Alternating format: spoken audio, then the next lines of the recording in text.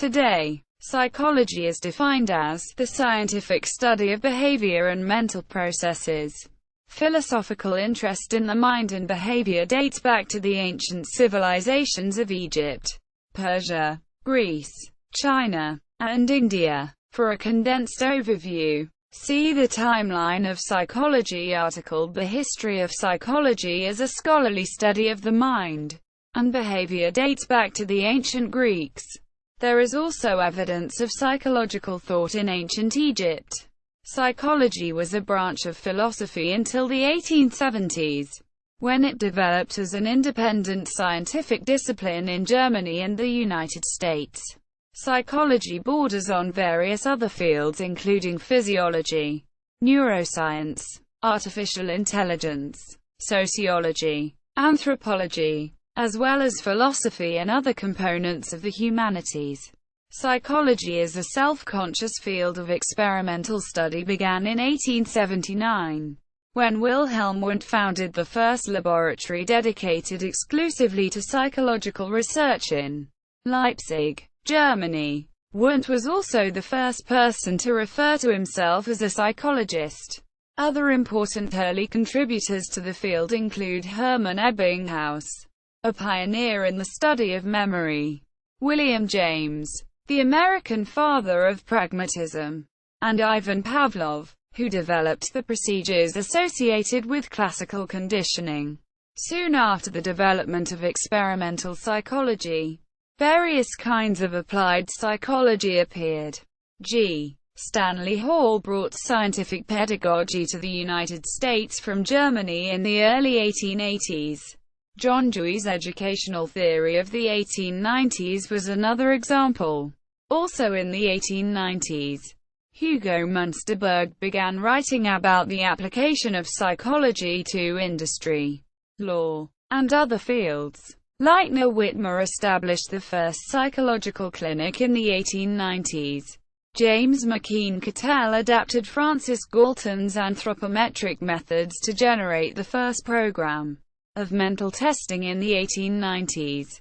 In Vienna, meanwhile, Sigmund Freud developed an independent approach to the study of the mind called psychoanalysis, which has been widely influential. The 20th century saw a reaction to Edward Titchener's critique of Wundt's empiricism. This contributed to the formulation of behaviorism by John B. Watson, which was popularized by B. F. Skinner. Behaviorism proposed emphasizing the study of overt behavior, because that could be quantified and easily measured. Early behaviorists considered study of the mind too vague for productive scientific study. However, Skinner and his colleagues did study thinking as a form of covert behavior to which they could apply the same principles as overt, publicly observable behavior. The final decades of the 20th century saw the rise of cognitive science, an interdisciplinary approach to studying the human mind.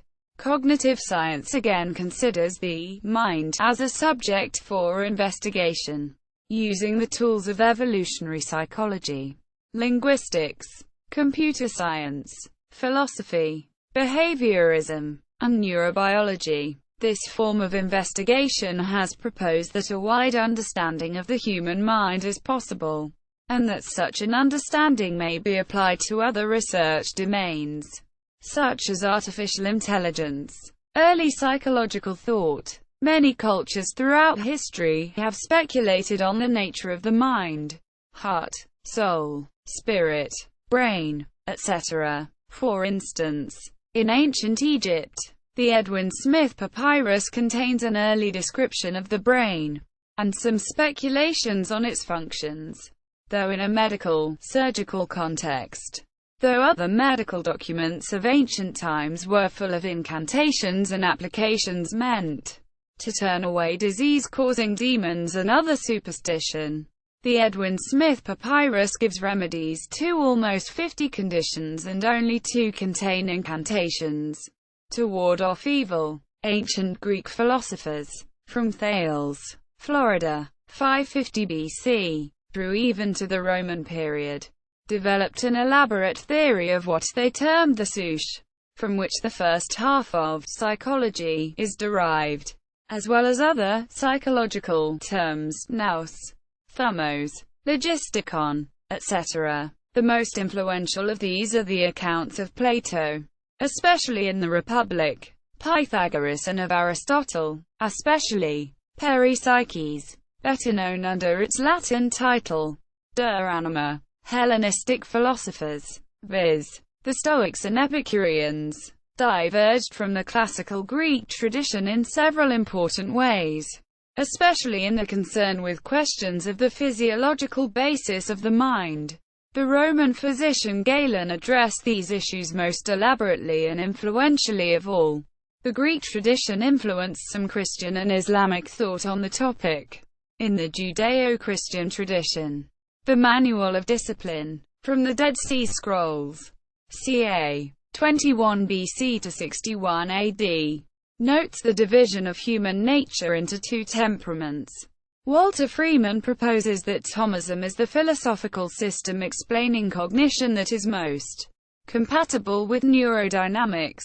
In a 2008 article in the journal Mind and Matter entitled Nonlinear Brain Dynamics and Intention, according to Aquinas, quote, in Asia, China had a long history of administering tests of ability as part of its education system.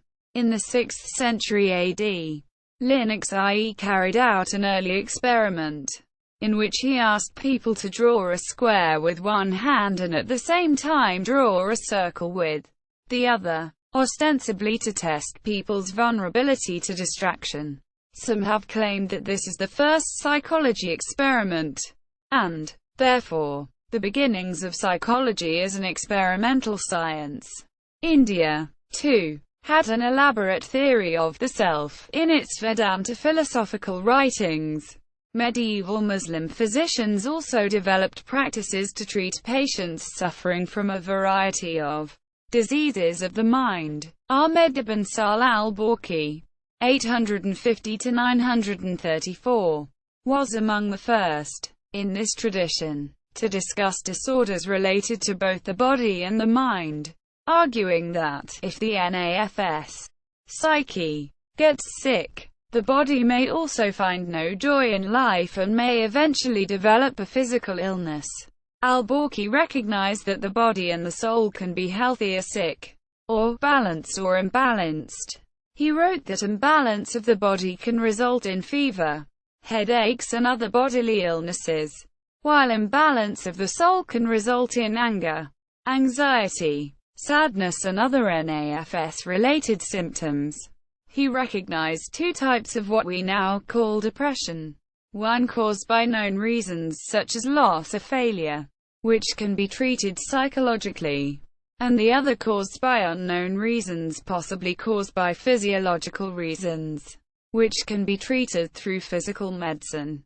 The scientist Ibn el-Haytham al-Hazan carried out experiments in visual perception and the other senses, including variations in sensitivity, sensation of touch, perception of colors, perception of darkness, the psychological explanation of the moon illusion, and binocular vision. Al-Biruni also employed such experimental methods in examining reaction time. Avicenna, similarly, did early work in the treatment of NAFS-related illnesses, and developed a system for associating changes in the pulse rate with inner feelings.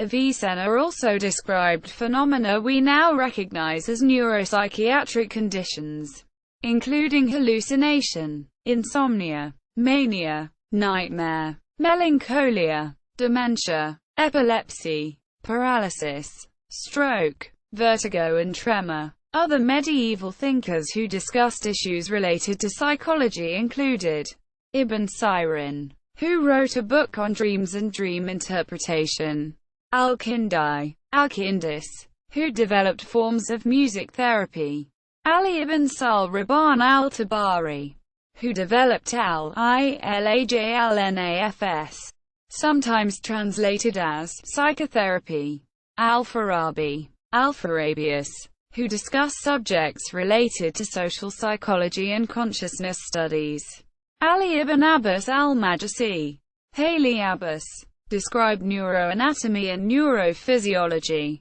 Abu al-Kashim al-Zahrawi, Abulqasis, described neurosurgery. Abu Rayhan al-Biruni, who described reaction time. Ibn Tufail, who anticipated the tabula rasa argument and nature versus nurture debate. Ibn Zohar, described disorders similar to meningitis, intracranial thrombophlebitis, and mediastinal germ cell tumors. Averroes attributed photoreceptor properties to the retina, and Maimonides described rabies and belladonna intoxication. Witello is considered a precursor of perception psychology. His Perspectiva contains much material in psychology, outlining views that are close to modern notions on the association of ideas and on the subconscious beginnings of Western psychology. Many of the ancients' writings would have been lost had it not been for the efforts of the Christian, Jewish and Persian translators in the House of Wisdom, the House of Knowledge, and other such institutions in the Islamic Golden Age, whose glosses and commentaries were later translated into Latin in the 12th century. However, it is not clear how these sources first came to be used during the Renaissance, and their influence on what would later emerge as the discipline of psychology is a topic of scholarly debate. Etymology and early usage of word. The first use of the term psychology is often attributed to the German scholastic philosopher Rudolf Göckel, 1547–1628, often known under the Latin form Rodolphus Goclenius, who published the Psychologia hoc est, de hominis perfection, animo imprimis ortu hujus, in Marburg in 1590. However, the term seems to have been used more than 6 decades earlier by the Croatian humanist Marko Marulic, 1450–1524. In the title of his Latin treatise, Sociologia de ratione animae humani, although the treatise itself has not been preserved, its title appears in a list of Marulic's works compiled by his younger contemporary, Franjo Bozicevich Natalis, in his Vita Marti Maruli Spalatensis, Krstic. 1964. The term did not come into popular usage until the German rationalist philosopher Christian Wolff, 1679–1754, used it in his works Psychologia Empirica, 1732, and Psychologia Rationalis, 1734. This distinction between empirical and rational psychology was picked up in Denis Diderot's 1713–1780, and Jean-Laurent d'Alembert's 1717–1783, Encyclopédie, 1751–1784, and was popularized in France by Maine de Biran, 1766–1824. In England, the term psychology overtook mental philosophy in the middle of the 19th century, especially in the work of William Hamilton, 1788–1856. Enlightenment psychological thought. Early psychology was regarded as the study of the soul, in the Christian sense of the term. The modern philosophical form of psychology was heavily influenced by the works of René Descartes, 1596–1650, and the debates that he generated, of which the most relevant were the objections to his Meditations on First Philosophy, 1641, published with the text. Also important to the later development of psychology were his Passions of the Soul, 1649, and Treatise on Man, completed in 1632 but, along with the rest of the world, withheld from publication after Descartes heard of the Catholic Church's condemnation of Galileo. It was eventually published posthumously in 1664. Although not educated as a physician, Descartes did extensive anatomical studies of bulls' hearts and was considered important enough that William Harvey responded to him. Descartes was one of the first to endorse Harvey's model of the circulation of the blood, but disagreed with his metaphysical framework to explain it. Descartes dissected animals and human cadavers and as a result was familiar with the research on the flow of blood, leading to the conclusion that the body is a complex device that is capable of moving without the soul, thus contradicting the doctrine of the soul. The emergence of psychology as a medical discipline was given a major boost by Thomas Willis, not only in his reference to psychology, the doctrine of the soul, in terms of brain function, but through his detailed 1672 anatomical work, and his treatise De Anima Brutorum quae hominis vitalis accentativa est. Exercitations Dewey. 2 Discourses on the souls of brutes, meaning beasts. However, Willis acknowledged the influence of Descartes' rival, Pierre Gassendi, as an inspiration for his work. The philosophers of the British empiricist and associationist schools had a profound impact on the later course of experimental psychology. John Locke's An Essay Concerning Human Understanding, 1689. George Berkeley's Treatise Concerning the Principles of Human Knowledge, 1710, and David Hume's A Treatise of Human Nature, 1739–1740, were particularly influential, as were David Hartley's Observations on Man, 1749, and John Stuart Mill's A System of Logic, 1843. Also notable was the work of some continental rationalist philosophers, especially Baruch Spinoza's (1632–1677) on the improvement of the understanding, 1662, and Gottfried Wilhelm Leibniz's (1646–1716) New Essays on Human Understanding, completed 1705. Published 1765, also was an important contribution Friedrich August Rauch's (1806–1841) book Psychology, or A View of the Human Soul, including Anthropology, 1840, the first English exposition of Hegelian philosophy for an American audience.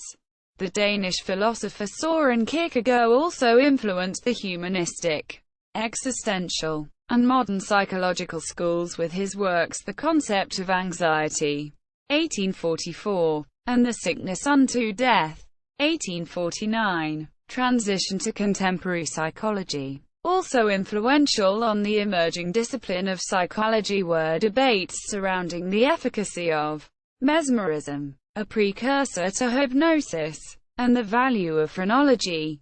The former was developed in the 1770s by Austrian physician Franz Mesmer, 1734–1815, who claimed to use the power of gravity, and later of animal magnetism, to cure various physical and mental ills. As Mesmer and his treatment became increasingly fashionable in both Vienna and Paris, it also began to come under the scrutiny of suspicious officials. In 1784, an investigation was commissioned in Paris by King Louis XVI which included American ambassador Benjamin Franklin, chemist Antoine Lavoisier and physician Joseph Ignace Guillotine, later the popularizer of the guillotine. They concluded that Mesmer's method was useless. Abbé Faria, an Indo-Portuguese priest, revived public attention in animal magnetism. Unlike Mesmer, Faria claimed that the effect was generated from within the mind by the power of expectancy and cooperation of the patient. Although disputed, the magnetic tradition continued among Mesmer's students and others, resurfacing in England in the 19th century in the work of the physician John Eliotson, 1791–1868, and the surgeons James Esdale, 1808–1859, and James Braid, 1795–1860, who reconceptualized it as property of the subject's mind rather than a power of the mesmerists, and relabeled it hypnotism. Mesmerism also continued to have a strong social if not medical. Following in England through the 19th century. See Winter. 1998. Faria's approach was significantly extended by the clinical and theoretical work of Ambroise Auguste Liebo and Hippolyte Bernheim of the Nancy School. Faria's theoretical position, and the subsequent experiences of those in the Nancy School made significant contributions to the later autosuggestion techniques of Émile Coué. It was adopted for the treatment of hysteria by the director of Paris' Salpêtrière Hospital, Jean-Martin Charcot, 1825–1893. Phrenology began as organology, a theory of brain structure developed by the German physician Franz Joseph Gall, 1758–1828. Gall argued that the brain is divided into a large number of functional organs, each responsible for particular human mental abilities and dispositions: hope, love, spirituality, greed, language, the abilities to detect the size, form, and color of objects, etc. He argued that the larger each of these organs are, the greater the power of the corresponding mental trait. Further, he argued that one could detect the sizes of the organs in a given individual by feeling the surface of the person's skull. Gall's ultra-localizationist position with respect to the brain was soon attacked, most notably by French anatomist Pierre Flourens, 1794–1867, who conducted ablation studies on chickens, which purported to demonstrate little or no cerebral localization of function. Although Gall had been a serious, if misguided, researcher, his theory was taken by his assistant, Johann Gaspar Spurzheim, 1776–1832, and developed into the profitable, popular enterprise of phrenology, which soon spawned, especially in Britain, a thriving industry of independent practitioners, in the hands of Scottish religious leader George Combe, 1788–1858, whose book The Constitution of Man was one of the best-sellers of the century. Phrenology became strongly associated with political reform movements and egalitarian principles. C. E. G. Chapin, 1975. But also C. Van Wye, 2004. Phrenology soon spread to America as well, where itinerant practical phrenologists assessed the mental well-being of willing customers. See Sokol, 2001. Emergence of German experimental psychology. Until the middle of the 19th century, psychology was widely regarded as a branch of philosophy. Whether it could become an independent scientific discipline was questioned already earlier on. Immanuel Kant, 1724–1804, declared in his Metaphysical Foundations of Natural Science, 1786, that psychology might perhaps never become a proper natural science because its phenomena cannot be quantified. Among other reasons, Kant proposed an alternative conception of an empirical investigation of human thought, feeling, desire, and action, and lectured on these topics for over 20 years, 1772–73 to 1795–96. His Anthropology from a Pragmatic Point of View, 1798, which resulted from these lectures, looks like an empirical psychology in many respects. Johann Friedrich Herbert, 1776–1841, took issue with what he viewed as Kant's conclusion and attempted to develop a mathematical basis for a scientific psychology. Although he was unable to empirically realize the terms of his psychological theory, his efforts did lead scientists such as Ernst Heinrich Weber, 1795–1878, and Gustav Theodor Fechner, 1801–1887, to attempt to measure the mathematical relationships between the physical magnitudes of external stimuli and the psychological intensities of the resulting sensations. Fechner, 1860, is the originator of the term psychophysics. Meanwhile, individual differences in reaction time had become a critical issue in the field of astronomy, under the name of the personal equation. Early researches by Friedrich Wilhelm Bessel, 1784–1846, in Königsberg and Adolf Hirsch led to the development of a highly precise chronoscope by Matthaus.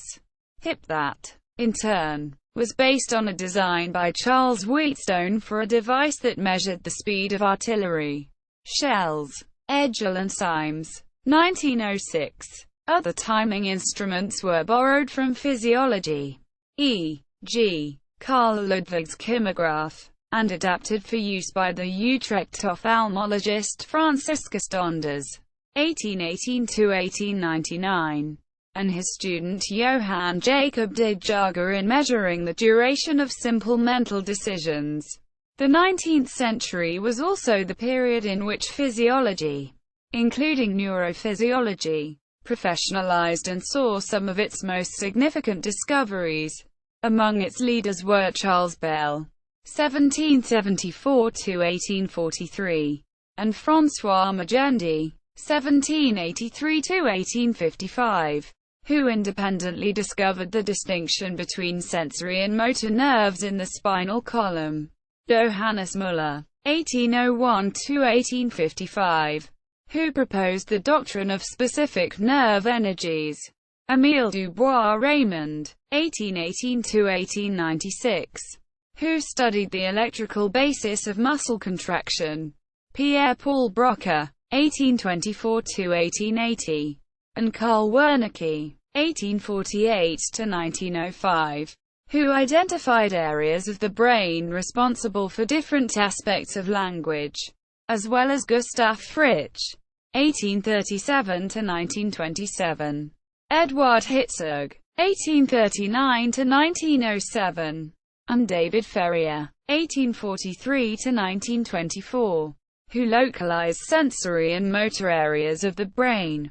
One of the principal founders of experimental physiology, Hermann Helmholtz, 1821–1894, conducted studies of a wide range of topics that would later be of interest to psychologists: the speed of neural transmission, the natures of sound and color, and of our perceptions of them, etc. In the 1860s, while he held a position in Heidelberg, Helmholtz engaged as an assistant to young M.D. named Wilhelm Wundt. Wundt employed the equipment of the physiology laboratory, chronoscope, kymograph, and various peripheral devices, to address more complicated psychological questions than had, until then, been investigated experimentally. In particular, he was interested in the nature of apperception, the point at which a perception occupies the central focus of conscious awareness.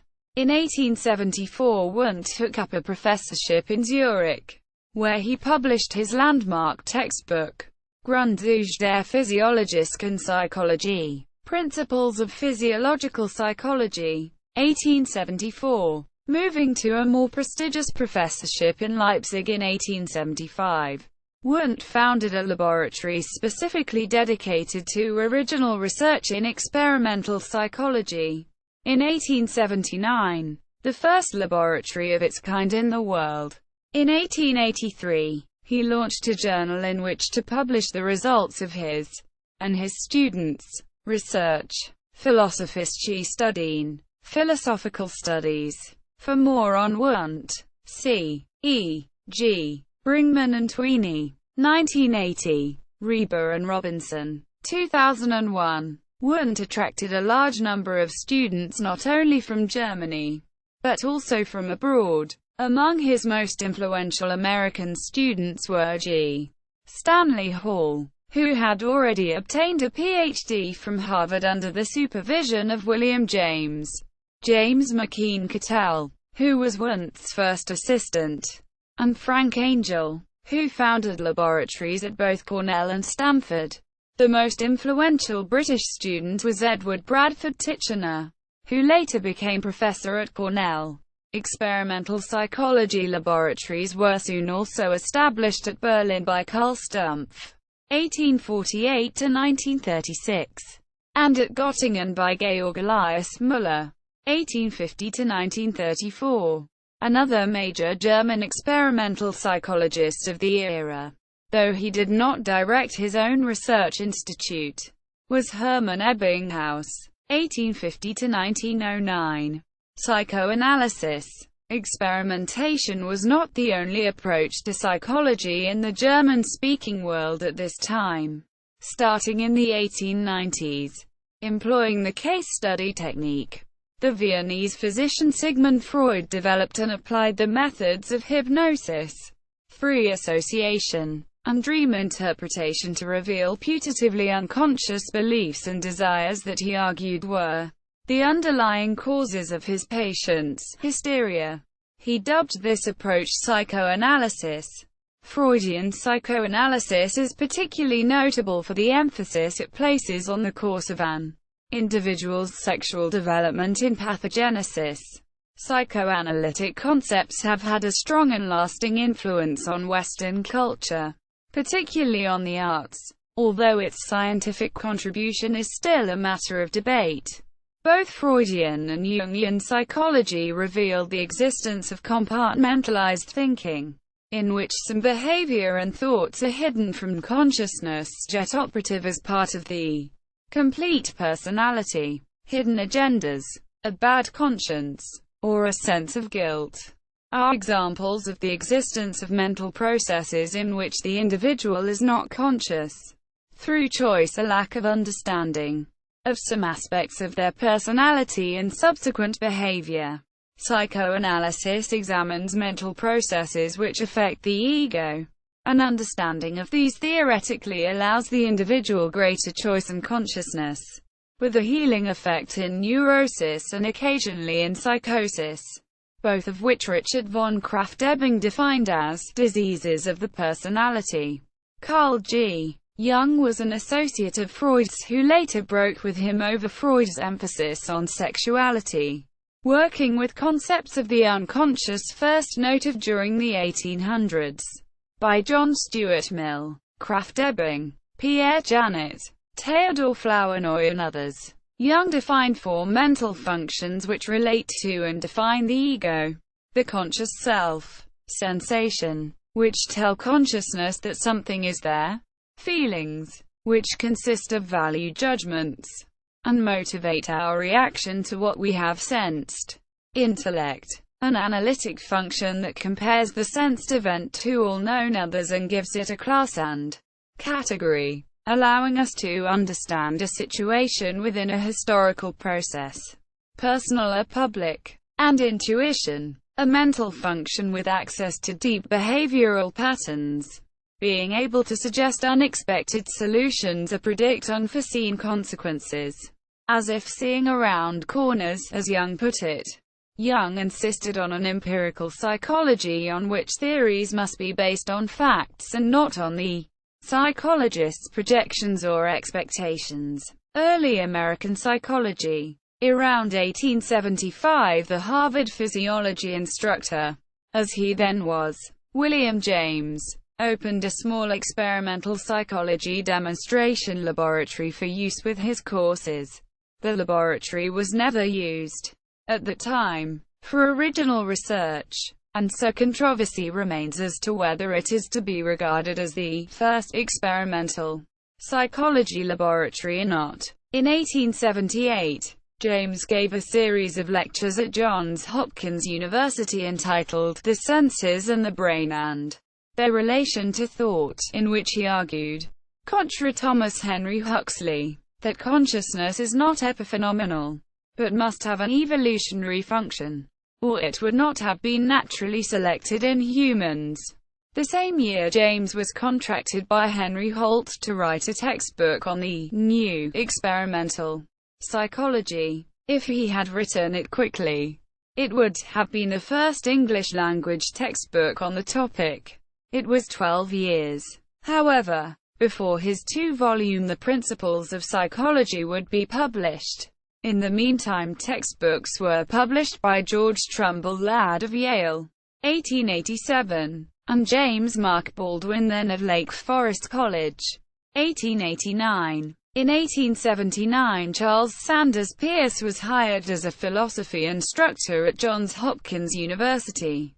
Although better known for his astronomical and philosophical work, Peirce also conducted what are perhaps the first American psychology experiments on the subject of color vision.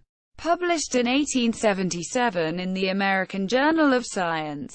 See Cadwallader. 1974. Peirce and his student Joseph Jastrow published On Small Differences in Sensation in the Memoirs of the National Academy of Sciences. In 1884. In 1882, Peirce was joined at Johns Hopkins by G. Stanley Hall, who opened the first American research laboratory devoted to experimental psychology in 1883. Peirce was forced out of his position by scandal, and Hall was awarded the only professorship in philosophy at Johns Hopkins. In 1887, Hall founded the American Journal of Psychology, which published work primarily emanating from his own laboratory. In 1888, Hall left his Johns Hopkins professorship for the presidency of the newly founded Clark University, where he remained for the rest of his career. Soon, experimental psychology laboratories were opened at the University of Pennsylvania. In 1887, by James McKeen Cattell, Indiana University. 1888, William O'Brien, the University of Wisconsin. 1888, Joseph Jastrow, Clark University. 1889, Edmund Sanford, the McLean Asylum. 1889, William Noyes, and the University of Nebraska. 1889, Harry Kirkwolf. However, it was Princeton University's Eno Hall, built in 1924, that became the first university building in the United States to be devoted entirely to experimental psychology when it became the home of the university's Department of Psychology. In 1890, William James' The Principles of Psychology finally appeared, and rapidly became the most influential textbook in the history of American psychology. It laid many of the foundations for the sorts of questions that American psychologists would focus on for years to come. The book's chapters on consciousness, emotion, and habit were particularly agenda-setting. One of those who felt the impact of James' principles was John Dewey, then professor of philosophy at the University of Michigan. With his junior colleagues, James Hayden Tufts, who founded the Psychology Laboratory at Michigan, and George Herbert Mead, and his student James Roland Angell, this group began to reformulate psychology, focusing more strongly on the social environment and on the activity of mind and behavior than the psychophysics-inspired physiological psychology of Wundt and his followers had heretofore. Tufts left Michigan for another junior position at the newly founded University of Chicago in 1892. A year later, the senior philosopher at Chicago, Charles Strong, resigned, and Tufts recommended to Chicago President William Ramey Harper that Dewey be offered the position. After initial reluctance, Dewey was hired in 1894. Dewey soon filled out the department with his Michigan companions Mead and Angell. These four formed the core of the Chicago School of Psychology. In 1892, G. Stanley Hall invited 30-some psychologists and philosophers to a meeting at Clark with the purpose of founding a new American Psychological Association, APA. On the history of the APA, see Evans, Stout-Sexton, and Cadwallader. 1992. The first annual meeting of the APA was held later that year, hosted by George Stewart Fullerton at the University of Pennsylvania. Almost immediately tension arose between the experimentally and philosophically inclined members of the APA Edward Bradford Titchener and Lightner Witmer launched an attempt to either establish a separate section for philosophical presentations, or to eject the philosophers altogether. After nearly a decade of debate, a Western Philosophical Association was founded and held its first meeting in 1901 at the University of Nebraska. The following year, 1902, an American Philosophical Association held its first meeting at Columbia University. These ultimately became the Central and Eastern divisions of the modern American Philosophical Association. In 1894, a number of psychologists, unhappy with the parochial editorial policies of the American Journal of Psychology, approached Hall about appointing an editorial board and opening the journal out to more psychologists not within Hall's immediate circle. Hall refused, so James McKeen Cattell, then of Columbia, and James Mark Baldwin, then of Princeton, co-founded a new journal, Psychological Review, which rapidly grew to become a major outlet for American psychological researchers.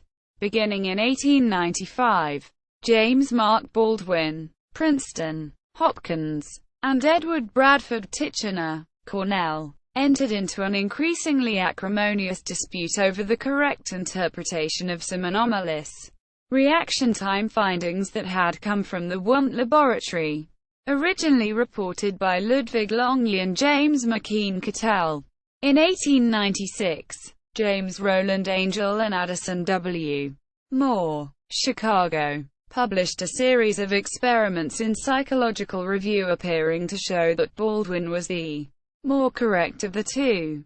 However, they interpreted their findings in light of John Dewey's new approach to psychology, which rejected the traditional stimulus-response understanding of the reflex arc in favor of a circular account in which what serves as stimulus and what as response depends on how one views the situation. The full position was laid out in Dewey's landmark article, The Reflex Arc Concept in Psychology, which also appeared in Psychological Review in 1896.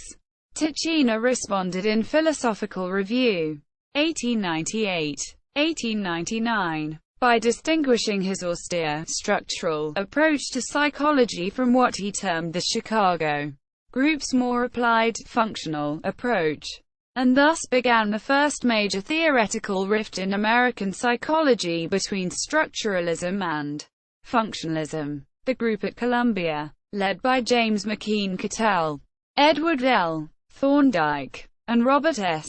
Woodworth, was often regarded as a second, after Chicago, school of American functionalism. C. E. G. Heidbreder, 1933, although they never used the term themselves, because their research focused on the applied areas of mental testing, learning, and education. Dewey was elected president of the APA in 1899, while Titchener dropped his membership in the association.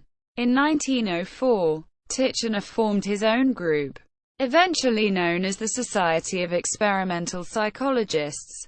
Jastrow promoted the functionalist approach in his APA presidential address of 1900, and Angell adopted Titchener's label explicitly in his influential textbook of 1904 and his APA presidential address of 1906. In reality, structuralism was, more or less, confined to Titchener and his students. It was Titchener's former student E. G. Boring, writing A History of Experimental Psychology, 1929–1950. The most influential textbook of the 20th century about the discipline, who launched the common idea that the structuralism-functionalism debate was the primary fault line in American psychology at the turn of the 20th century. Functionalism, broadly speaking, with its more practical emphasis on action and application, better suited the American cultural style and, perhaps more important, was more appealing to pragmatic university trustees and private funding agencies. Early French psychology, in no small measure because of the conservatism of the reign of Louis Napoleon, President, 1848–1852, Emperor as Napoleon III, 1852–1870.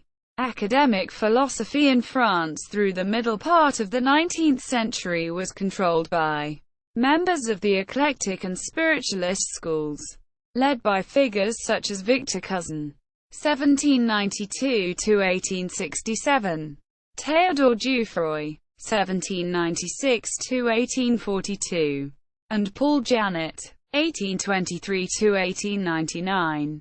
These were traditional metaphysical schools, opposed to regarding psychology as a natural science.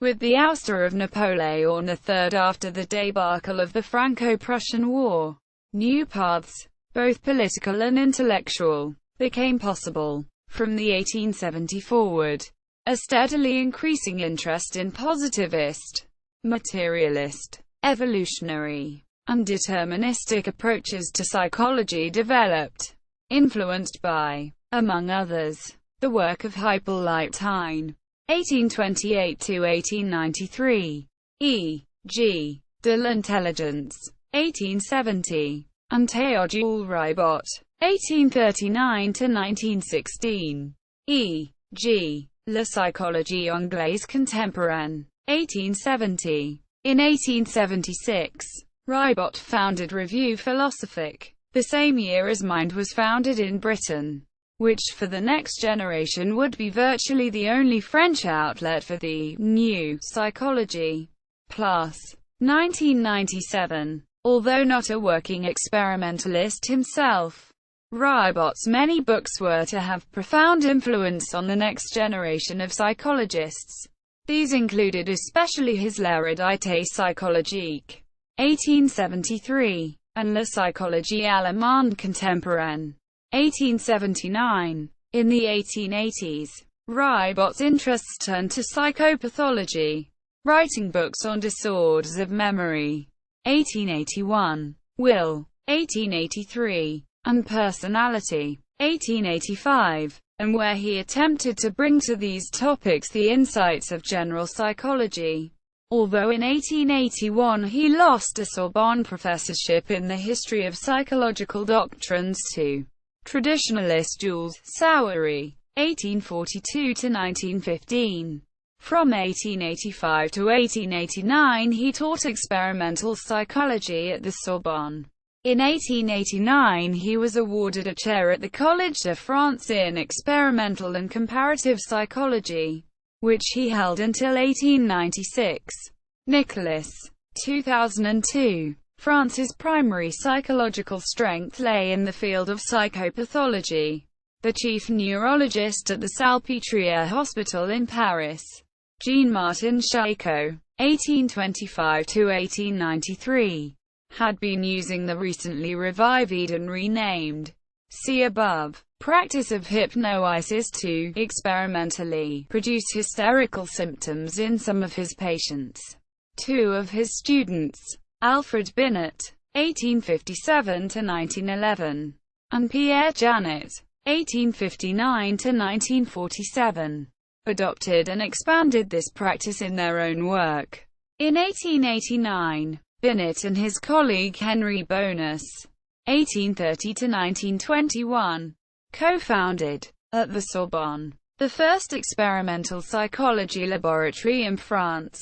Just 5 years later, in 1894, Bonus, Binet, and a third colleague, Victor Henry, 1872–1940, co-founded the first French journal dedicated to experimental psychology, L'Année psychologique. In the first years of the 20th century, Binet was requested by the French government to develop a method for the newly founded universal public education system to identify students who would require extra assistance to master the standardized curriculum. In response, with his collaborator Théodore Simon, 1873–1961, he developed the Binet-Simon intelligence test, first published in 1905. revised in 1908 and 1911. Although the test was used to effect in France, it would find its greatest success and controversy in the United States, where it was translated into English by Henry H. Goddard, 1866 to 1957. The director of the training school for the feeble-minded in Vineland, New Jersey, and his assistant, Elizabeth Kite. A translation of the 1905 edition appeared in the Vineland Bulletin in 1908. But much better known was Kite's 1916 translation of the 1908 edition, which appeared in book form. The translated test was used by Goddard to advance his eugenics agenda with respect to those he deemed congenitally feeble-minded, especially immigrants from non-Western European countries. Binet's test was revised by Stanford professor Louis M. Terman, 1877 to 1956, into the Stanford-Binet IQ test in 1916. With Binet's death in 1911, the Sorbonne Laboratory in l'année psychologique fell to Henry Pie Acute Ron, 1881 to 1964. Pierre's orientation was more physiological than Binet's had been. Pierre Janet became the leading psychiatrist in France, being appointed to the Salpêtrière, 1890–1894, the Sorbonne, 1895–1920, and the Collège de France, 1902–1936. In 1904, he co-founded the journal de Psychologie Normale et Pathologique with fellow Sorbonne professor Georges Dumas, 1866–1946, a student and faithful follower of Ribot, whereas Janet's teacher, Charcot, had focused on the neurological basis of hysteria. Janet was concerned to develop a scientific approach to psychopathology as a mental disorder. His theory that mental pathology results from conflict between unconscious and conscious parts of the mind, and that unconscious mental contents may emerge as symptoms with symbolic meanings, led to a public priority dispute with Sigmund Freud. Early British psychology. Although the British had the first scholarly journal dedicated to the topic of psychology, Mind, founded in 1876 by Alexander Bain and edited by George Croom Robertson, it was quite a long while before experimental psychology developed there to challenge the strong tradition of mental philosophy. The experimental reports that appeared in Mind in the first 2 decades of its existence were almost entirely authored by Americans, especially G. Stanley Hall and his students, notably Henry Herbert Donaldson, and James McKeen Cattell. Francis Galton's 1822–1911 anthropometric laboratory opened in 1884. The people were tested on a wide variety of physical, e.g., strength of blow, and perceptual, e.g., visual acuity, attributes. In 1886, Galton was visited by James McKeen Cattell, who would later adapt Galton's techniques in developing his own mental testing research program in the United States. Galton was not primarily a psychologist.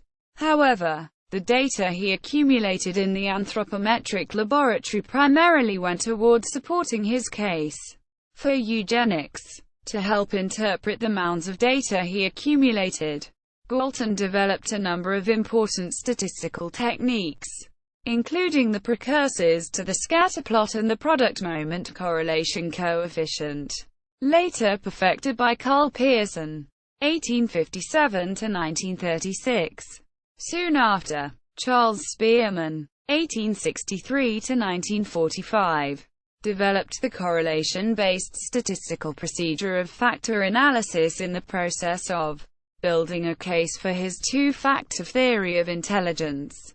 Published in 1901, Spearman believed that people have an inborn level of general intelligence, e.g., which can be crystallized into a specific skill in any of a number of narrow content area, S, or specific intelligence. Laboratory psychology of the kind practiced in Germany and the United States was slow in coming to Britain, although the philosopher James Ward (1843–1925) urged Cambridge University to establish a psychophysics laboratory from the mid-1870s forward. It was not until the 1891 that they put so much as £50 towards some basic apparatus. Bartlett, 1937. A laboratory was established through the assistance of the physiology department in 1897 and a lectureship in psychology was established which first went to W. H. R. Rivers, 1864–1922. Soon Rivers was joined by C. S. Myers, 1873–1946, and William McDougall, 1871–1938. This group showed as much interest in anthropology as psychology, going with Alfred Court Haddon, 1855–1940, on the famed Torres Straits expedition of 1898. In 1901 the Psychological Society was established, which renamed itself the British Psychological Society in 1906. And in 1904 Ward and Rivers co-founded the British Journal of Psychology.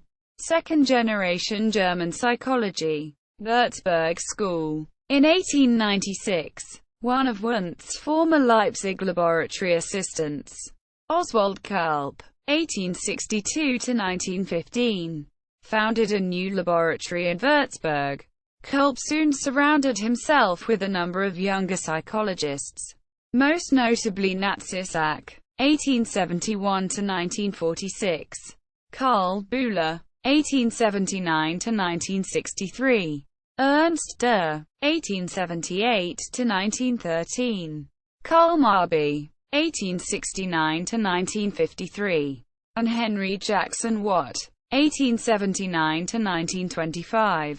Collectively, they developed a new approach to psychological experimentation that flew in the face of many of Wundt's restrictions. Wundt had drawn a distinction between the old philosophical style of self-observation, Selbstbeobachtung, in which one introspected for extended durations on higher thought processes, and inner perception, inner Wahrnehmung, in which one could be immediately aware of a momentary sensation, feeling, or image, Vorstellung. The former was declared to be impossible by Wundt, who argued that higher thought could not be studied experimentally through extended introspection, but only humanistically through Völkerpsychologie, folk psychology. Only the latter was a proper subject for experimentation.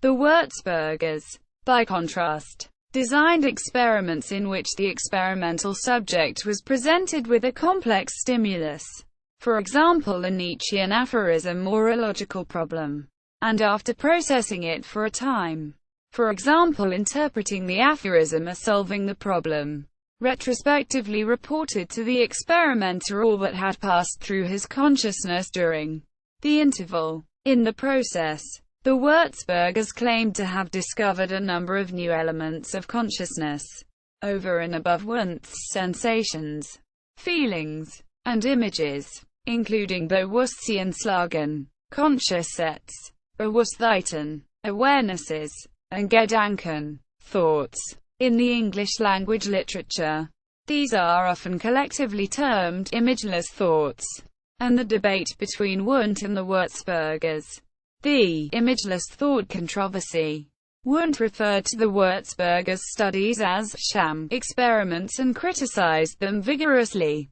Wundt's most significant English student, Edward Bradford Titchener, then working at Cornell, intervened in the dispute, claiming to have conducted extended introspective studies in which he was able to resolve the Würzburgers' imageless thoughts into sensations, feelings, and images. He thus, paradoxically, used a method of which Wundt did not approve in order to affirm Wundt's view of the situation.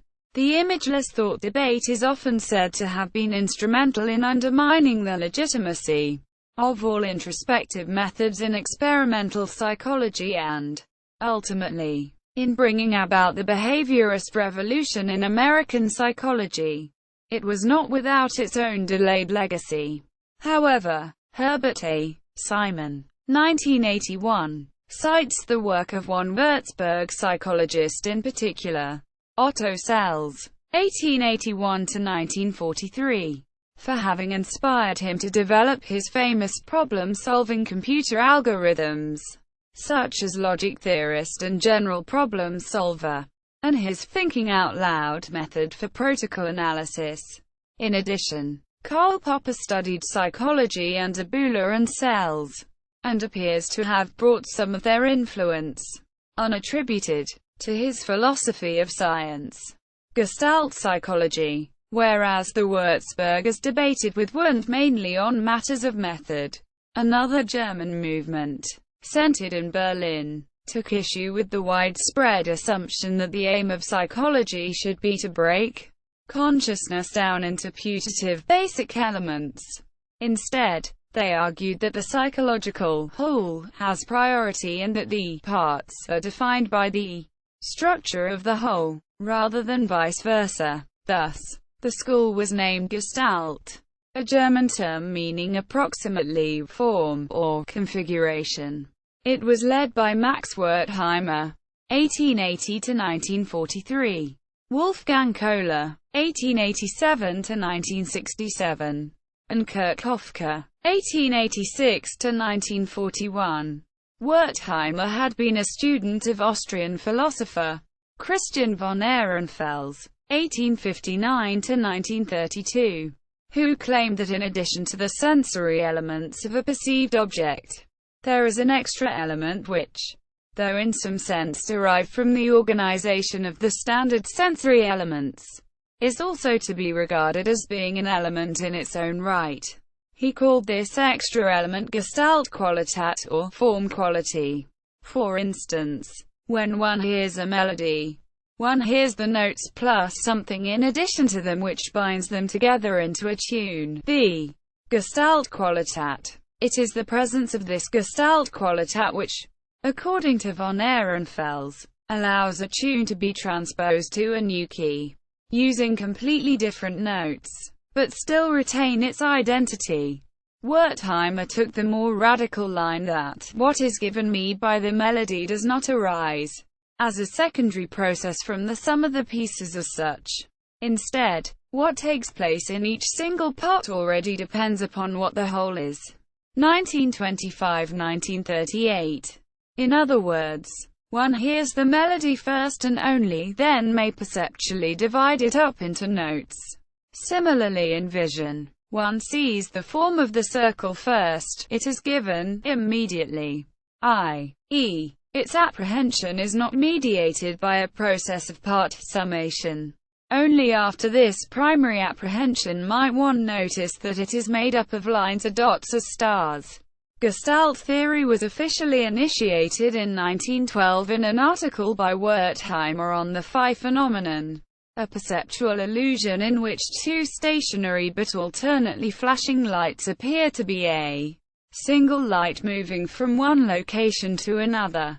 Contrary to popular opinion, his primary target was not behaviorism, as it was not yet a force in psychology.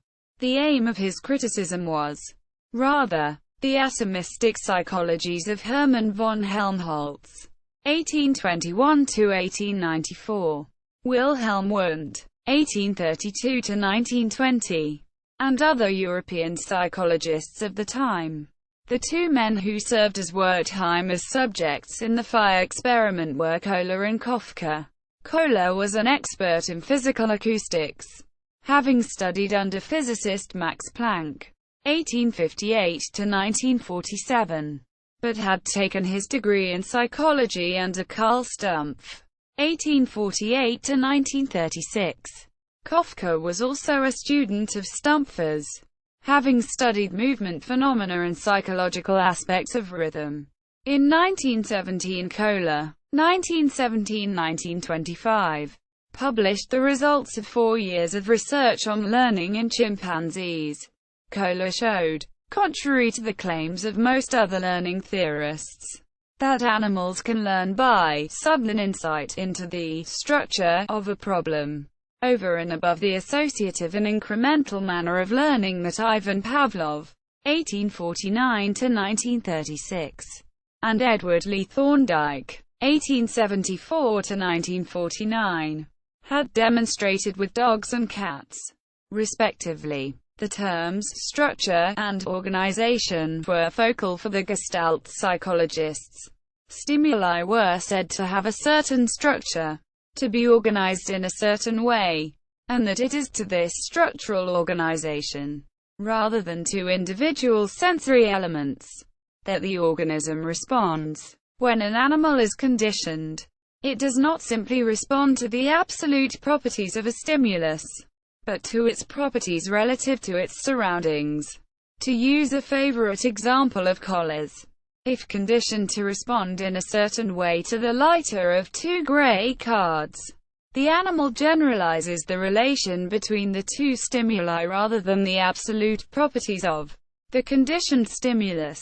It will respond to the lighter of two cards in subsequent trials even if the darker card in the test trial is of the same intensity as the lighter one in the original training trials. In 1921, Kafka published a Gestalt-oriented text on developmental psychology, Growth of the Mind, with the help of American psychologist Robert Ogden. Kafka introduced the Gestalt point of view to an American audience in 1922 by way of a paper in Psychological Bulletin. It contains criticisms of then-current explanations of a number of problems of perception, and the alternatives offered by the Gestalt school. Kafka moved to the United States in 1924, eventually settling at Smith College in 1927. In 1935, Kafka published his Principles of Gestalt Psychology. This textbook laid out the Gestalt vision of the scientific enterprise as a whole. Science, he said, is not the simple accumulation of facts. What makes research scientific is the incorporation of facts into a theoretical structure. The goal of the Gestaltists was to integrate the facts of an animate nature, life, and mind into a single scientific structure. This meant that science would have to swallow not only what Kafka called the quantitative facts of physical science but the facts of two other scientific categories: questions of order and questions of Sinn, a German word which has been variously translated as significance, value, and meaning, without incorporating the meaning of experience and behavior. Kafka believed that science would doom itself to trivialities in its investigation of human beings. Having survived the onslaught of the Nazis up to the mid-1930s, all the core members of the Gestalt movement were forced out of Germany to the United States by 1935. Kohler published another book, Dynamics in Psychology, in 1940, but thereafter the Gestalt movement suffered a series of setbacks. Kafka died in 1941 and Wertheimer in 1943. Wertheimer's long-awaited book on mathematical problem-solving, productive thinking, was published posthumously in 1945, but Kohler was now left to guide the movement without his two longtime colleagues. Emergence of behaviorism in America. As a result of the conjunction of a number of events in the early 20th century, behaviorism gradually emerged as the dominant school in American psychology. First among these was the increasing skepticism with which many viewed the concept of consciousness. Although still considered to be the essential element separating psychology from physiology, its subjective nature and the unreliable introspective method it seemed to require troubled many. William James, 1904, Journal of Philosophy. Article, Does Consciousness Exist? Quote, laid out the worries explicitly. Second was the gradual rise of a rigorous animal psychology. In addition to Edward Lee Thorndike's work with cats in puzzle boxes in 1898, the start of research in which rats learned to navigate mazes was begun by Willard Small. 1900. 1901 in American Journal of Psychology. Robert M. Yegzer's 1905 Journal of Philosophy. Article, Animal Psychology and the Criteria of the Psychic, raised the general question of when one is entitled to attribute consciousness to an organism. The following few years saw the emergence of John Broadus Watson, 1878 to 1959, as a major player, publishing his dissertation on the relation between neurological development and learning in The White Rat. 1907. Psychological Review Monograph Supplement. Carr and Watson. 1908. J. Comparative Neurology and Psychology. Another important rat study was published by Henry H. Donaldson. 1908. J. Comparative Neurology and Psychology. The year 1909 saw the first English-language account of Ivan Pavlov's studies of conditioning in dogs. Yex and Morgalis. 1909. Psychological Bulletin. A third factor was the rise of Watson to a position of significant power within the psychological community. In 1908, Watson was offered a junior position at Johns Hopkins by James Mark Baldwin. In addition to heading the Johns Hopkins department, Baldwin was the editor of the influential journals Psychological Review and Psychological Bulletin. Only months after Watson's arrival, Baldwin was forced to resign his professorship due to scandal. Watson was suddenly made head of the department and editor of Baldwin's journals. He resolved to use these powerful tools to revolutionize psychology in the image of his own research. In 1913 he published in Psychological Review the article that is often called the Manifesto of the Behaviorist movement, Psychology as the Behaviorist Views It. There he argued that psychology is a purely objective experimental branch of natural science. Introspection forms no essential part of its methods, and the behaviorist recognizes no dividing line between man and brute. The following year, 1914, his first textbook, Behavior, went to press. Although behaviorism took some time to be accepted as a comprehensive approach. C. Samuelson. 1981. In no small part because of the intervention of World War I. By the 1920s Watson's revolution was well underway.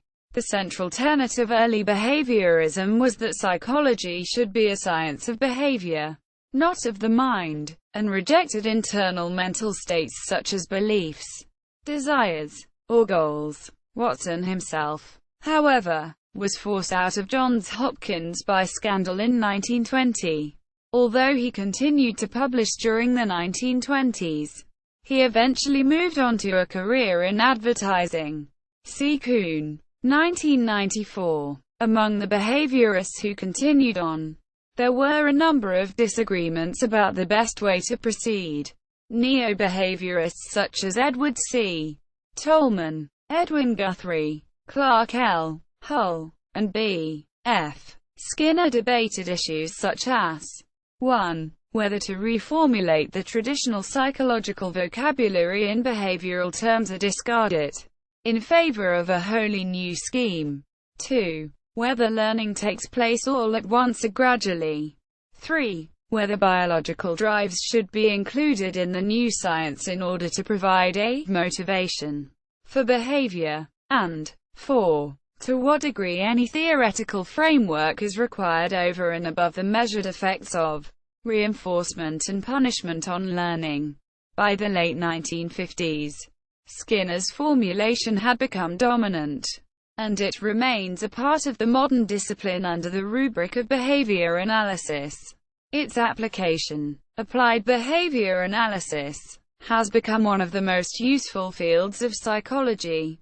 Behaviorism was the ascendant experimental model for research in psychology for much of the 20th century, largely due to the creation and successful application, not least of which in advertising, of conditioning theories as scientific models of human behavior. second-generation Francophone psychology, Genevan School. In 1918, Jean Piaget, 1896–1980, turned away from his early training in natural history and began postdoctoral work in psychoanalysis in Zurich. In 1919, he moved to Paris to work at the Binet-Simon Lab. However, Binet had died in 1911 and Simon lived and worked in Rouen. His supervision therefore came, indirectly, from Pierre Janet, Binet's old rival and a professor at the Collège de France. The job in Paris was relatively simple: to use the statistical techniques he had learned as a natural historian, studying mollusks, to standardize Cyril Bert's intelligence test for use with French children. Yet without direct supervision, he soon found a remedy to this boring work, exploring why children made the mistakes they did. Applying his early training in psychoanalytic interviewing, Piaget began to intervene directly with the children. Why did you do that? Quote, etc. It was from this that the ideas formalized in his later stage theory first emerged. In 1921, Piaget moved to Geneva to work with Édouard Claparède at the Rousseau Institute. In 1936, Piaget received his first honorary doctorate from Harvard. In 1955, the International Center for Genetic Epistemology was founded, an interdisciplinary collaboration of theoreticians and scientists, devoted to the study of topics related to Piaget's theory. In 1969, Piaget received the Distinguished Scientific Contributions Award from the American Psychological Association. Cognitivism, Noam Chomsky's 1957 review of Skinner's book Verbal Behavior, that aimed to explain language acquisition in a behaviorist framework, is considered one of the major theoretical challenges to the type of radical, as in, root, behaviorism that Skinner taught. Chomsky claimed that language could not be learned solely from the sort of operant conditioning that Skinner postulated. Chomsky's argument was that people could produce an infinite variety of sentences unique in structure and meaning, and that these could not possibly be generated solely through experience of natural language. As an alternative, he concluded that there must be internal mental structures, states of mind of the sort that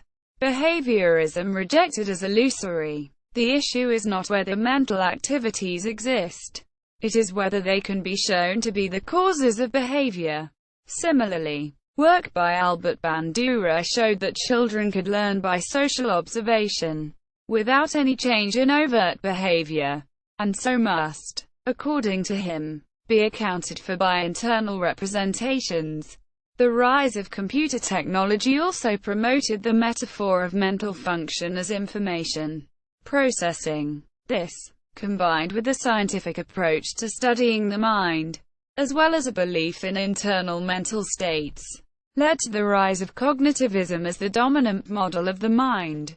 Links between brain and nervous system function were also becoming common, partly due to the experimental work of people like Charles Sherrington and Donald Hebb, and partly due to studies of people with brain injury. See cognitive neuropsychology. With the development of technologies for accurately measuring brain function, neuropsychology and cognitive neuroscience have become some of the most active areas in contemporary psychology, with the increasing involvement of other disciplines, such as philosophy, computer science, and neuroscience, in the quest to understand the mind. The umbrella discipline of cognitive science has been created as a means of focusing such efforts in a constructive way. See also, History of Sociology, Applied Psychology, Kurt Danziger, History of Science, List of important publications in psychology, Psychology of Art, Timeline of Psychology, Archives of the History of American Psychology, Notes, References, Annas, J. E. 1992, Hellenistic Philosophy of Mind, Berkeley, California, University of California Press. Ash. M. G. 1995. Gestalt Psychology in German Culture. 1890–1967. Cambridge, UK. Cambridge University Press. Bakalas. N. 2005. Handbook of Greek Philosophy. From Thales to the Stoics. Analysis and Fragments. Victoria, BC. Trafford Publishing. Baker, D. B. 2011. The Oxford Handbook of the History of Psychology. Global Perspectives. New York. Oxford University Press. Barden, F. 2001. Initiation into Hermetics. Salt Lake City, Utah. Mercer Publishing Co. Bartlett, F. C. 1937. Cambridge, England. 1887–1937. American Journal of Psychology. 50. 97–110. DOI. 10.2307 1416623. Bringman, W. G. Antwini, R. D. eds. 1980. Wundt Studies. Toronto. Hogreffer. Cadwallader, T. C. 1974. Charles S. Pierce. 1839–1914. The first American experimental psychologist.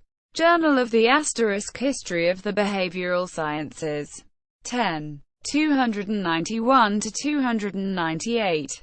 DOI. 10.1002 1520–6696. 197,407. 10. 3 less than 291.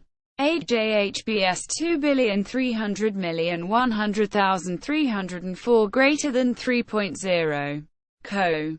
2N. Carlson, Hervé al. 2010. Psychology. The Science of Behavior. 7th ed. Toronto. Ontarian, Canada. Pearson, Canada. Cochrane, A. 2007. Alchemy Rediscovered and Restored. New York. New York. Forgotten Books. Kuhn, Deborah J. 1994. Not a Creature of Reason. The Alleged Impact of Watson and Behaviorism on Advertising in the 1920s. In J. T. Todd and E. K. Morris. eds. Modern Perspectives on John B. Watson and Classical Behaviorism. New York. Greenwood, Cooper, J. C. 1990. Chinese Alchemy. The Taoist Quest for Immortality. New York. New York. Sterling Publishing Co., Inc. Danziger, K. 1997. Naming the Mind. How Psychology Found Its Language. London. Sage. Durant, M. ed. 1993. Aristotle's De Anima in Focus. London. Routledge. Edgell, Beatrice. Symes, W. Legg. 1906. The Wheatstone Hip Chronoscope. Its Adjustments, Accuracy, and Control. British Journal of Psychology. 2. 58–88. DOI. 10.1111, J. 2044–8295.1906. TB00173. X. Edwards, M. 1977. The Dark Side of History. New York. New York. Stein and Day. Evans, R. B. Stout Sexton, V. and Cadwallader, T. C. eds. 1992. The American Psychological Association. A Historical Perspective. Washington, D. C. American Psychological Association. Everson, S. ed. 1991. Companions to Ancient Thought 2. Psychology. New York. Cambridge University Press. Fechner, G. T. 1860. Elementae der Psychophysik. Engelmann, Furumoto, L. and Scarborough, E. 1987. Untold Lives. The First Generation of American Women Psychologists. New York: Columbia University Press. Green, C. D. 2000. Introduction to Perception. An Introduction to the Gestalt Theory, by Kurt Hofke. 1922. Classics in the History of Psychology. http. Psychclassics. Yorku. C.A. Hofke. Perception. Intro. HTM. Green, C. D. and Graf. P. R. 2003. Early Psychological Thought. Ancient Accounts of Mind and Soul. Westport, Connecticut. Prager, Hauck, D. W. 2008. The Complete Idiot's Guide to Alchemy. New York, New York. Alpha, Heidbreder, E. 1933. Seven Psychologies. New York. Appleton Century Crafts. Henley, M. 1978. One Man Against the Nazis. Wolfgang Kohler. American Psychologist. 33. 939–944. DOI. 10.1037/0003/066x. 33.10.939. Henley, M. 1984. Robert M. Ogden and Gestalt Psychology in America. Journal of the History of the Behavioral Sciences. 20. 9–19. DOI. 10.10021520–6696. 198,401. 20. 1 less than 9. 8 JHBS 2,300,200,103 greater than 3.0. Co. 2U. Heth. Carlson et al. Psychology. The Science of Behavior. 7th edition.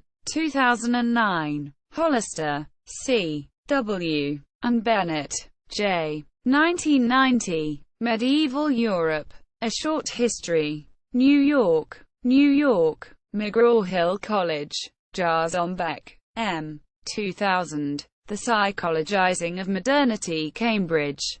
Cambridge University Press. Young, C. G. 1980. Psychology and Alchemy. New York, New York. Rutledge. Kofka, K. 1922. Perception. And Introduction to the Gestalt Theory. Psychological Bulletin. 19. 531–585. DOI. 10.1037 per hours 0072422. Kofka, K. 1924. The Growth of the Mind. R. M. Ogden. Trans. London. Rutledge and Kegan Paul. Original work published 1921. Kofka, K. 1935. Principles of Gestalt Psychology. New York. Harcourt, Brace, and World. Kohler, W. 1925. Mentality of Apes. E. Winter. Trans. London. Rutledge and Kegan Paul. Original work published 1917. Kohler, W. 1940. Dynamics in Psychology. New York. Liverite. Croker, K. 2003. The Progressive Introspection in America. 1896–1938. Studies in History and Philosophy of Biological and Biomedical Sciences. 34. 77–108. DOI. 10.1016 per seconds 1369–8486. 02. 00072-9. KRSTIC. K. 1964. Marko Marulic. The author of the term psychology. Actor Institute I Psychologici Universitatis Zagrabiensis. No. 36. pp. 7–13. Reprinted at http. Psychclassics. Yorku. CA. KRSTIC. Marulic. HTM. Kush. M. 1995. Recluse, interlocutor, interrogator, natural and social order in turn-of-the-century psychological research schools. ISIS. 86. 419–439. DOI. 10.1000 in 86 357,238. Mandler, G. 2007. A History of Modern Experimental Psychology. From James and Wundt to Cognitive Science. Cambridge. M.A. MIT Press. Nicholas. S. 2002. Histoire de la psychologie française. Naissance d'une nouvelle science. Paris. In Press. Nussbaum. M. C. and Rorty. A. O. eds. 1992. Essay on Aristotle's De Anima. Oxford. Clarendon Press. Paranjpe. A. C. 1998. Self and Identity in Modern Psychology and Indian Thought. New York. Springer. Plas. R. 1997. French Psychology. In W. G. Bringman. H. E. Luck. R. Miller. and C. E. Early. eds. A Pictorial History of Psychology. pp. 548–552. Chicago. Quintessence. Reber. R. W. and Robinson. D. K. eds. 2001. Wilhelm Wundt in History. The Making of a Scientific Psychology. New York. Kluwer and Plenum. Robinson. T. M. 1995. Plato's Psychology. 2nd ed. Toronto. University of Toronto Press. Schwartz. J. M. and Begley. S. 2002. The Mind and the Brain. Neuroplasticity and the Power of Mental Force. New York. New York. Harper Perennial. Chapin. S. 1975. Phrenological Knowledge and the Social Structure of Early 19th Century Edinburgh. Annals of Science. 32. 219–243. DOI. 10.1080/00337975002000261. Simon. Herbert A. 1981. Otto Cells and Information Processing Psychology. In N. H. Frigde A. D. de Groot. eds. Otto Cells. His Contribution to Psychology. Mouton. The Hague. Sokol. M. M. 2001. Practical Phrenology as Psychological Counseling in the 19th Century United States. In C. D. Green. M. Shaw. and T. Teo. eds. The Transformation of Psychology. Influences of 19th Century Philosophy, Technology, and Natural Science. pp. 21–44. Washington, D. C. American Psychological Association. Terhart. Mitchell. 2004. Popper. Cells, and the Rise of Evolutionary Epistemology. Cambridge, UK. Cambridge University Press.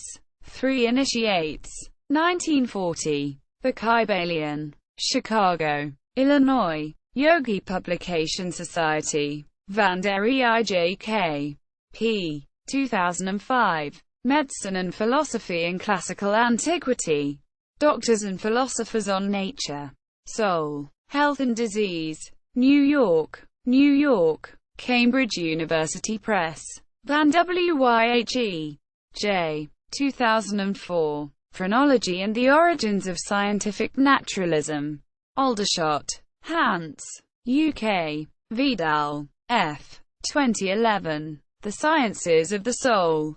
The Early Modern Origins of Psychology. Chicago. University of Chicago Press. Watson. J. B. 1913. Psychology as the Behaviorist Views It.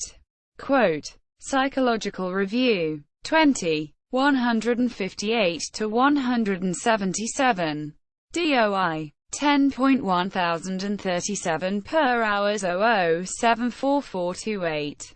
Wertheimer, M. 1912. Experimental Study über das Seinbewegung. Zeitschrift für Psychologie. 61. 247–250. Wertheimer, M. 1938. Gestalt Theory. In W. D. Ellis, ed. and trans. A Sourcebook of Gestalt Psychology. pp. 1–11. London. Routledge and Kegan Paul. Original work published 1925. Wertheimer, W. 1945. Productive Thinking. London. Tavistock. Scholarly Journals. History of Psychology. History of the Human Sciences. Journal of the History of the Behavioral Sciences. External links. Scholarly Societies and Associations. Sharon. The International Society for the History of Behavioral and Social Sciences. European Society for the History of the Human Sciences. Forum for the History of Human Science. History and Philosophy section of the British Psychological Society. History and Philosophy of Psychology section of the Canadian Psychological Association. Society for the History of Psychology. American Psychological Association Division 26. Internet resources. E-textbooks The History of Psychology. E-text about the historical and philosophical background of psychology.